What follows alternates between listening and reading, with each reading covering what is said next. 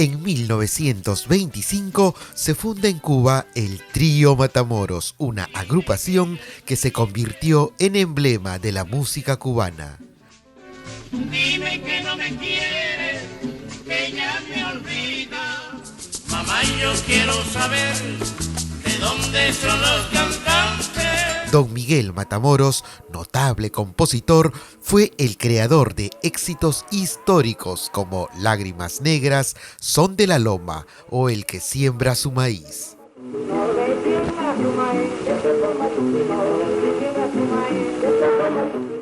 Durante varias décadas, la propuesta de Matamoros fue la embajadora de Cuba a nivel mundial.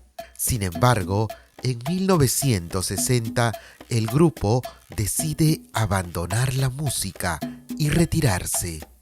Hoy, en Salserísimo Perú, Emilio Matamoros, bisnieto de la leyenda, revela las razones que, en su opinión, obligaron a su bisabuelo a dejar las grabaciones y presentaciones regulares.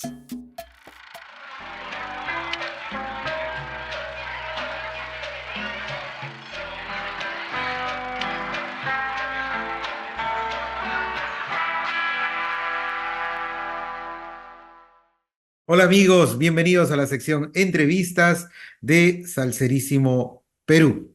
Respetar el legado es importantísimo y en la música cubana hay nombres imprescindibles que deben mantenerse en la memoria, en la cultura de los pueblos. Uno de ellos es sin duda el notable compositor Miguel Matamoros. Hoy vamos a conversar con el bisnieto de Miguel Matamoros, con Emilio Matamoros. Bienvenido, Emilio, a Salserísimo Perú. Bueno, muchas gracias por invitarnos y a los oyentes cuando escuchen la historia de Matamoros, la música, sea del agrado y una alegría de recordar 100 años de leyenda de este gran compositor universal y bueno, y latino sobre todo.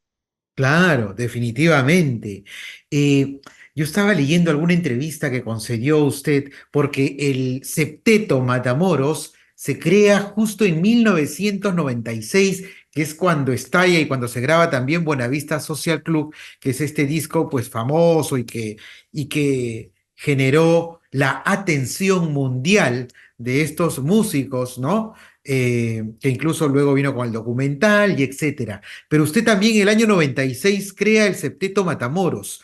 ¿Cómo crea este septeto y en qué? ¿Eso ocurre en Santiago de Cuba? En el 95, el Festival de la Trova va con País Segundo a Santiago de Cuba y con País Segundo siempre fue familiar. Siempre lo veíamos en Santiago, cuando eso ya estaba en La Habana, que había grabado en 94, y ya Compay Segundo estaba agarrando otra vez la fama. Pero como Compay Segundo era compadre de Miguel Matamoros, y la hija de Miguel era la hija de Compay y la de Compay de Miguel. Y entonces, eh, cuando termina el show, Compay Segundo se dirige a la familia y me dice, sí. Pero, ¿y por qué, Matamorito, tú no sigues y continúas lo de tu abuelo? Yo, bueno, y ahí me despertó el interés. Yo dije, bueno, música, así como hobby, siempre era músico en la escuela, en la carrera que hice universitaria, pero nunca profesionalmente. Y ahí me surgió la chispa, dije, bueno, déjame ver cómo qué hago. Y empecé a estudiar la vida ahora de mi abuelo más profundo, y ahí, el 12 de junio del 96, hice el Septeto Matamoros. Ujú. Es una continuación histórica. ¿Qué edad tendría usted? Yo tendría 96, hace 28 años, así que nací en 68. Sí, unos 42 años, ¿no? Por ahí. Claro. ¿Y cómo estaba el movimiento timbero en Santiago de Cuba? Porque en La Habana en el 96 era una explosión en La Habana, pero en Santiago de Cuba, ¿cómo se vivía eso? Claro, porque ¿qué pasa? Santiago siempre ha respetado esos patrones tradicionales, Así es. muchos grupos como el Secreto Santiaguero, el Turquino, muchos sectetos siempre hubo y se le dio mucha importancia a la música esta cubana tradicional de Matamoros, Compay Segundo, los compadres y bueno, todo ese. Y en La Habana surgía algo así como la timba, la salsa, era más, pero es como digo, siempre se impone esta música, la música de los años 50, 40, una música con buen sentido de lírico, trovadoresco, y por eso se mantiene esta música de Matamoros. Y de Claro. todo es buena vista.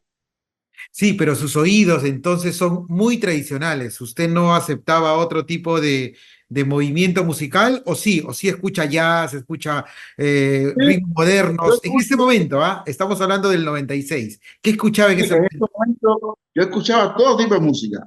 La de mi abuelo, la timba de este, del otro, bailaba, me gozaba las fiestas, pero pues, yo siempre he sido muy abierto en cuanto a los géneros. Me gusta música lírica. En Cuba no había cátedra de música cubana en las escuelas de música, todo era música clásica. Entonces, bueno, ya venía con una formación, no terminé el violín por cosas del machismo de antes, que el violín era algo de homosexual, de los padres. Papá, eso de homosexual, eso no. Y bueno, me fui entonces para otra, pues en Cuba era muy lindo ser licenciado, ingeniero, entonces los padres de uno, el músico era como que no, el músico no, ¿entiendes? Entonces bueno, pero siempre ese bichito de la música me llevó a explorar siempre en cosas de la escuela como aficionado, ¿no? Pero bueno, siempre me gustó la música, cualquier tipo de música. Y bueno, Emilio, ¿y cuál es su línea directa de descendencia con don Miguel Matamoros? ¿Usted es hijo de quién? yo soy hijo de Becky Matamoros, que es hija de Raúl Matamoros, hijo de Miguel Matamoros. Y Raúl Matamoros, dentro de los hijos de Miguel, ¿qué era el mayor, el menor? ¿Cuál era? Era el segundo, porque Miguel Matamoros tuvo 7 matrimonios, formalizados y no formalizados. Entonces, Ok. el primer hijo de Miguel murió en 1912 de tuberculosis con la madre. Y ahí entonces Miguel conoce a mi abuelo en el 1918 hasta 1923, que tuvo la relación con un matrimonio no formalizado. Ah. Pero ese surgió, ahí nació Raúl Matamoros. ¿Por qué? Porque Miguel Matamoros visitaba en la esquina de mi casa en Santa Rita 411, Santiago de Cuba, a su maestra y madrina, Doña Cachita. Y ahí entonces se enamoró de mi bisabuela haciéndole serenatas. Y ahí, como mi bisabuela me decía, ese cuando me enamoro no era nadie. Así. Emilio, y su papá, sí, obviamente conoció a su abuelo, ¿verdad? ¿Qué le contaría a su papá, el papá suyo, a usted de don Miguel? ¿Usted le preguntó alguna vez detalles de su bisabuelo? No, en Chile fue a mi padrino. Ahí sí me contaba mucho porque era muy amigo de Miguel y porque era mi padrino en aquel momento, antes de tu revolución, era un empresario que eh, contrataba orquestas, porque en mi casa, en mi calle, era la calle de los carnavales. Y entonces contrataban al trío Matamoros, al segundo Matamoros, a la orquesta Aragón, a la orquesta Sublime. Eran los carnavales de Santiago de Cuba, que eran 10 días de carnaval. Y mi casa era como un centro cultural. ¿Entiendes? Se ponían la tarima afuera y ahí bailaban toda la noche santiaguera esa, que era un día tras otro bailando y con todas las orquestas de aquella época. ¿Y cómo se llamaba su padrino? Humberto Griñán y Queralta. Humberto Griñán, ajá. Y él, Tenía, sí, tenía una fundación, la Fundación Griñán, claro. era una fundación que trabajaba con la Salle y tenían entonces vínculo artístico, educativo, de inglés, todas esas cosas, hacían muchas actividades. Y don Humberto Griñán le debe haber contado a usted alguna anécdota bastante especial de don Miguel Matamoros, por lo menos una que se pueda contar. A ver. Sí, bueno, entre tantas que, bueno, tú sabes, músico siempre mujeriego, como es. Pero bueno, otra era que me decía, mi abuelo, tu abuelo era candela, porque tu abuelo tocaba aquí con el trío, después tocaba aquí con el sexteto y tenía otra función el mismo día con el conjunto. Era como un empresario que por eso él creó el trío, después el sexteto y el conjunto, porque para amenizar aquella fiesta y a la misma vez a veces los tres estaban tocando. ¿Eh? Entonces decía, tenía como un don de empresario y hacía aquí ponía a Ciro Cueto y a otra persona, y después él estaba en ese teto, en el conjunto tenía otra persona tocando, era esa la movilidad. Por eso me decía, tu abuelo era tremendo en la música, en el negocio de la música, en la industria. ¿Y usted preguntó alguna vez por qué finalmente el año 60 el conjunto Matamoros se desintegra? Bueno, en los años 60, ahí el trío se despide en el 10 de mayo de 1960. Fue la última gira que tuvo Miguel en Estados Unidos y viró, pero por decir desgraciadamente o graciadamente, Miguel no era muy fanático al comunismo. Mm, Así, si te digo ya, un dato familiar. Y claro. entonces él decide no tocar el más en Cuba como trío. Y Pero se bueno, es quedó a así vivir que, en Cuba. O sea, se quedó pero ahí, se quedó ahí, no se alineó se al quedó ahí. régimen, pero dijo, bueno, yo entonces tampoco voy a entregar mi arte, algo así. Es claro, porque al principio Miguel, ¿qué hace? Era como un acto subsidiado de Batista, del presidente de aquel momento. Y entonces hubo esas contradicciones, y entonces, bueno, él decidió no tocar más. Sí eran amigos de Ciro Cueto, siempre tuvieron muy amistad, pero nunca tocaron más por ese motivo. Como eso primera vez tiene tú la premisa, usted la premisa de eso, que Ujú. por qué no se tocó más y él tocó más porque él no tenía esa afinidad del comunismo. Y bueno, como Celia Cruz, era así. Incluso hay una anécdota que Miguel se queda con glaucoma, con principio de glaucoma, y Celia Cruz lo invita a operarse a Estados Unidos y no lo dejan salir. Mm. ¿Entiendes? Entonces ahí viene todo, por eso vino una incomodidad y se quedó ciego y todas esas cosas pasaron en la vida de Miguel Matamoros en los 60 hasta el año 71. Hasta Una, yo creo que una fallece. vida un poco, como digo, mi abuelo, siendo un artista tan universal, murió pobre, se puede decir, vamos a decir así, Claro, o porque sea no, que esos 11 años del 60 al 71 deben haber sido terribles para un músico, ¿no? sí, él se movía porque tenía buena fama, pero no era como antes, no era como antes su actividad artística, porque después hizo con Juana María Casas, su última esposa, que era la mujer de la mamá de Sebe Matamoros, hizo el cuarteto Maicí, que cantaron algunas canciones, y ya las últimas que hizo, pero fue hasta ahí, pero con el trío, el sexteto del conjunto, hasta el 60 fue. Y antes del 60 entonces, y antes de que llegue Fidel al poder, él sí trabajaba para algunas actividades de Batista. Exactamente, Batista, incluso el trío fue el que inaugura el Capitolio de La Habana, junto Ujú. a la banda de concierto de Santiago de Cuba. Entonces, bueno, siempre hubo un vínculo y como él eh, ya alcanzó la fama en 1928, ya era como subsidiado del gobierno, de todos los gobiernos que tuvieron en Cuba antes de 59. Qué interesante lo que nos cuenta realmente. No lo hubiera imaginado. Nunca, Pero bueno, nunca, nunca se lo había contado a nadie yo. Pero bueno, ya lo cuento porque es un problema porque la gente se hace esa pregunta, ¿por qué el trío no tocó después del 60 y todavía estaban jóvenes? ¿Mm? claro. Sí, era Fue ese gran. el motivo. Fue ese el motivo. No era así, no simpatizaba con el régimen. Entonces, bueno, fue así. No es otra Emilio, cosa. ¿y a qué se dedicaría su tío, entonces, su bisabuelo después? ¿Haría algún, él era, porque claro, lo conocemos como músico, pero capaz él tendría otra actividad para generar ingresos? ¿Qué haría? Él, según me cuenta mi bisabuela también, que bueno, él siguió, a ver, como en fiestas privadas, hacía cosas así, Eso pero sí. ya no como Julio Matamoros.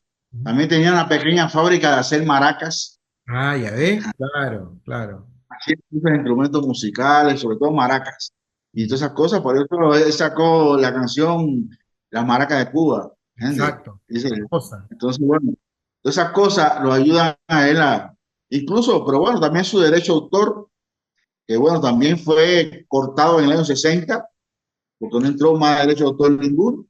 Pero Mm, bueno, eso también lo sustentó hasta esa fecha, 60 por ahí. En- claro, porque siendo un compositor del nivel y del trabajo tan inmenso que hizo, uno diría, pues el maestro y su familia están viviendo muchos años a partir de las regalías. sí, ahora sí estamos viviendo las regalías, estamos viendo eso. Somos dos herederos y bueno, se recauda bastante de Miguel Matamoros, lo que hay siempre una inconformidad en la familia porque de 59 hasta el año 2004 no se recogió ninguna regalía de Estados Unidos. Claro, por Porque las relaciones complicadas entre ambos países y por el bloqueo, imagino también. exactamente. Y Claro. entonces, bueno, ahora que estamos, yo por lo menos que estoy afuera, mi, mi tía abuela se Matamoros hizo el intento, pero todavía las regalías las recoge Peer Music Corporation en Estados Unidos, que tienen diferentes países, pero sí ahora solamente la SGAE siempre sí mantuvo esa sociedad autora española, Maratán en Cuba, porque pasa en Cuba, no había, cuando fue la revolución, no había agencia de derecho de autor, ¿eh? Mm, claro. Ni había discográfica como en el año 82, eh, el comandante de la revolución, Juan Almeida Bosque, que era opositor, Sí, activó un poco esto del derecho de autor, de las grabaciones de Legren, y gracias a él, que era también músico, compositor, claro, eh, sí. los compositores de Cuba dieron la luz a la cultura esta de las regalías, de vivir de la música. Ahora, y dentro de la familia Matamoros, ¿quién es la persona en estos momentos más longeva que, que vive todavía en Santiago de Cuba? Como para que capaz alguien nos escuche y diga, wow, yo estoy en Santiago de Cuba, quiero conocer la casa de los Matamoros y ahí me voy a encontrar con Bueno, no sé quién. ahí en la calle Jovito y San Germán vive la familia materna de Matamoros, ¿sí? Las sobrinas, Irene, y ahí está, se conserva todavía la casa donde vivió Matamoros desde niño, Ujú. con todo la cama, todo el armario, todo está bien intacto ahí. Y bueno, siempre nos llevamos la familia y esa es la familia más longeva que queda ahí, que fueron las sobrinas de él, porque a él lo cría su hermana mayor, porque la mamá de Matamoros muere cuando era niño ¿Cómo se y llamaba lo la cría hermana? La hermana de Severina, Severina. ¿eh? Severina. Entonces, Severina es la que cría a Matamoros y lo cría con las sobrinas que todavía están vivas, eran chiquiticas, mamás. Entonces, bueno, ahí hay mucha familia y queda todavía Michael Matamoros en Estados Unidos, que el hijo, y Sebe Matamoros. Esos son Emilio, Estados Unidos. usted en algún momento ha dicho que como Buenavista Social Club provocó que muchos tríos y músicos de Cuba empezaran a salir por el mundo, por varios lados, a tocar música tradicional cubana, pero algunos no estaban a la altura. ¿A qué se refería exactamente? Que, pues la gente capaz empezó a manosear demasiado la música tradicional y ya cualquiera se presentaba en cualquier lugar y, oye, yo soy de Santiago de Cuba. Así era. No, ¿qué pasa? Cuando triunfó la revolución, muchos artistas que hacían este tipo de música fueron como olvidados, y ahí surge entonces la nueva trova, Ah, surge sí. Bam Bam, y por eso estos señores, Ibrahim Ferrer, esa gente como que fueron olvidadas, lo jubilaron, lo jubilaron, y por eso Ray Cooder se ideó con Eduardo Rosillo y no, pues, Juan de Marco, Juan de Marcos González. o sea, hicieron Buenavista. Y ahí entonces la gente entendió que la música cubana es esa. La música cubana es la raíz del son, la guaracha, de ahí viene todo. Ustedes son el Septeto Matamoros y en Cuba también está el Septeto Son Matamoros, ¿no? De la nieta de Marta Matamoros. ¿Cuántos grupos así con el apellido Matamoros existen? ¿Solamente ustedes dos o hay otro más? No, no, somos nosotros dos, y bueno, ella lo hizo por una continuación de que hubiera en Cuba otro defendiendo la música cubana, pero bueno, yo siempre cuando salí, siempre mantuve esto de defender la música cubana y más la matamorina, que es la que me toca a mí defender, y mis composiciones, que también soy compositor, y yo he tenido buenos éxitos con mi música también.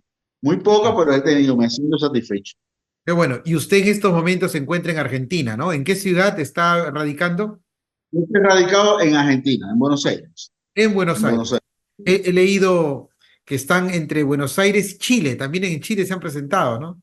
Sí, en Chile ha sido ahora, como hemos ido 5 veces después de la pandemia, hemos ido 5 veces ahora. Estuvimos en el Teatro Caupolicán con el Buenavista Social Club. Ahí hicimos un homenaje a Matamoros y al Buenavista, eran los 25 años de Buenavista. Y Pero hicimos de el Buenavista, manager. ¿quién llegó? ¿Quién manejaba ese Buenavista que menciona? Porque ahora hay Buenavista por todos lados. Ahora te digo, el Buenavista que se llevó a Chile es el Buenavista original, con Eliade, Amadito Valdés, Ok. Alvarito Torres y Daniel Valdés y toda la gente de Buenavista. Ah, ok. Entonces, es lo que tú dices, ahora todo el mundo quiere ser Buenavista. Entonces, lo que va a bajar el valor de Buenavista, porque es tributo de Buenavista, pero no dicen tributo de Buenavista. Pero lo que yo sí sé por buena fuente, que solo Eliades y Omar Portondo tienen la franquicia, tienen el permiso para hacer eso. Ah, Entonces, como que están un poco, no sé, ridiculizando un poco si falta respeto a los músicos, de llevar el nombre de Buenavista, si todavía está Eliade vivo, Omar de Viva, Barbarito Torre vivo, Amadito Valdés, toda esa gente tan viva todavía. Entonces, si tú dices tributo a Buenavista, pero entonces como que engañan al público. No estoy echando un poco de cosas raras, pero bueno, es así, no pueden engañar al público de que ese es Buenavista, no. Eso es un tributo a Buenavista, que no es lo mismo que ser Buenavista, son dos cosas diferentes. Entonces, bueno, es lo mismo. Yo no puedo decir yo hago un tributo a Matamoros, no, porque el Seteto Matamoros es del año 28, lo creó mi abuelo, vino por varias generaciones y yo lo estoy continuando. No es lo mismo. Yo no puedo hacer tributo a algo que yo soy heredero, de mí, mi marca. ¿Entiendes? Entonces, bueno, es diferente eso. Entonces, es lo que usted dice, que hay mucho buena vista, entonces así no se pierde la confianza de lo que realmente es buena vista en su sector. Que la música, esa tradicional cubana, linda para oír, para bailar, porque entonces están haciendo algo que son con arreglos más fuertes, como si fuera ya, se van para otro nivel que no es Buenavista de su sector. Emilio, qué interesante lo que nos cuenta. A inicios de los 80 llega Oscar de León a La Habana y hace unas presentaciones maravillosas y cuentan en algunos documentales que la gente en ese momento en La Habana estaba escuchando otras cosas y él revivió números como precisamente Don Miguel Matamoros, el que siembra su maíz. Eso es así, ¿verdad? Eso fue así. Y eso ha sido como la contradicción entre los músicos, que hemos dicho, cómo la gente de afuera viene a Cuba a hacer plata con lo de nosotros, ¿eh? O hace plata con lo de nosotros. ¿Eh? Esto mismo de Buenavista, de María Teresa Vera, todas esas canciones tan lindas, boleros tan lindos, La Bahía Mesa. ¿Cómo la gente de afuera va a hacer plata y nosotros los músicos, los artistas que fuimos los que creamos ese tipo de música, no tenemos esa tanta devolución? Y suponer ahora mismo eh, Pedrito Fernández en México canta ahora La Pelusa, que te están mirando ya, es famosa en México, Pedrito Fernández. ¿Eh? Claro, sí. Yo quiero que te baile La Pelusa. Y yo le digo a un mexicano, me dice, oye, mira la canción esta, qué buena es. El Pedrito Fernández me manda un WhatsApp, me digo, no, no, no, ese es de mi abuelo. ¿Cómo que de tu abuelo? Es de Miguel Matamoros eso. Ah, no me diga. Yo sí. Entonces, la gente de afuera hace con la música cubana unos buenos logros y entonces nosotros es como que tenemos que hacer estas cosas que hace Buenavista nuevamente. Claro. Entonces, en ese contexto, ¿cuál es su opinión acerca de la salsa? No, a mí me encanta la salsa, porque la salsa en sí es como la hija del son, ¿eh? Es la hija del son. Entonces, de ahí, por eso me gusta y me gusta. todos los salseros, Santa Rosa, toda esa gente me encanta, que de hecho en Cuba no se oía, Ujú, que vino a oírlo en Argentina. ujú. Yo vino a oír en Argentina todo lo que hizo Celia Cruz, todo lo que hizo Gloria Estefan, todo lo que hizo Santa Rosa, conocía a Héctor Lavoe, no, pues no conocía en Cuba nada de eso, no había información. Y todo eso vine a nutrirme y dije, oye, la salsa está buena. Como la gente dice, la mal llamada salsa, no, ya está, salsa, ¿eh? Salsa, porque es un condimento de todos los ritmos y toda la fusión del son con esto, con lo otro. Y está bien llamado, a mí me gusta. Y no me pongo bravo cuando dicen salsa. Y entonces, bueno, porque ese es la hija del son. Entonces, ¿qué vamos a hacer? Solo eso. ¿Y la Se timba? baila ¿Le gusta la timba a siempre. usted o no le gusta la timba a usted? No, no me gusta la timba, sinceramente, no me gusta. No me Ujú. gusta la timba porque ¿Por qué? eh, en Cuba se hizo como muy chabacán, Ujú. muy, es como un reggaetón chabacán. Entonces no me gusta esa, no sé, a lo mejor porque soy santiaguero, no me gusta la timba, pero es así. ¿M? Es así y no me gustaba lo que hacía el Tosco, no me gustaba lo que hacía este. A mí, sinceramente, yo soy sincero, ¿eh? Claro, Porque sí. en una entrevista el Tosco dice, eh, maldito son del Buenavista. ¿Eh? No, Está en YouTube, dijo algo así algo de, como Buenavista Social Club fue una algo de, maldita mentira, sí. Yo le hice la entrevista al exacto. Tosco. Yo le hice la entrevista al Tosco. Ah, bueno, entonces dije, pero mira, este hombre está loco porque él salió de ahí, de las raíces. ¿Eh? No, lo que pasa es que lo que él decía, no sé, pero lo que pasa es que lo que él decía es que en La Habana, en los años 90, cuando estalla Buenavista Social Club y mediados de los 90, la música tradicional de Buenavista Social Club solamente sonaba en las zonas turísticas, que los jóvenes estaban bailando timba, entonces por eso era una mentira. Entonces él decía eso, no era su concepto. Ahora, yo estaba en Cuba y yo efectivamente cuando yo me iba solamente escuchaba la música tradicional cubana con los tríos alrededor del centro. Pero si me iba Ah, al Salón Rosado de la Tropical, todo era timba. Y si me iba a la Casa de la Música, todo era timba. A eso se refería él. Y que Eusebio Leal le decía, "Ah, acá en el centro no me toques timba, aquí no." no, no, no, no, porque bueno, siempre hubo eso de conservar el patrimonio de Cuba y esas cosas, pero yo oí mal ese comentario, pero bueno, ni lo oí mucho, pero me lo dijeron, me lo pasaron, y yo, mira, bueno, esa es su opinión, ¿qué voy a hacer? Y me gusta la música, me gusta toda la música, porque hay reggaetón que me gusta, gente, hay reggaetón suave que me gusta, y tengo una anécdota rápida, que hay un productor de reggaetón muy famoso, que quería hacer ahora Lágrimas Negras, bachata con reggaetón. Y estamos en contacto.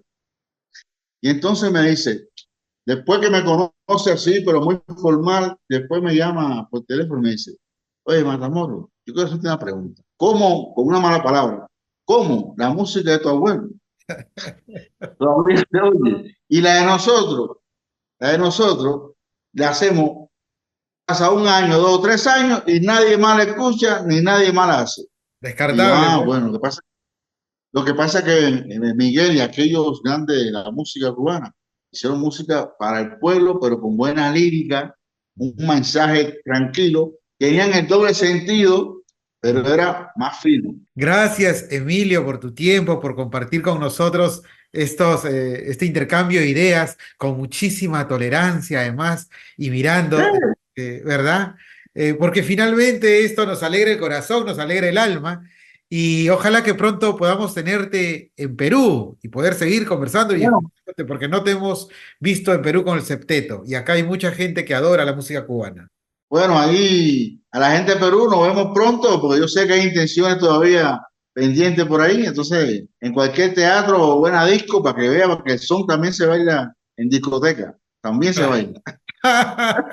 Bueno, cuídate mucho. Gracias. Chao.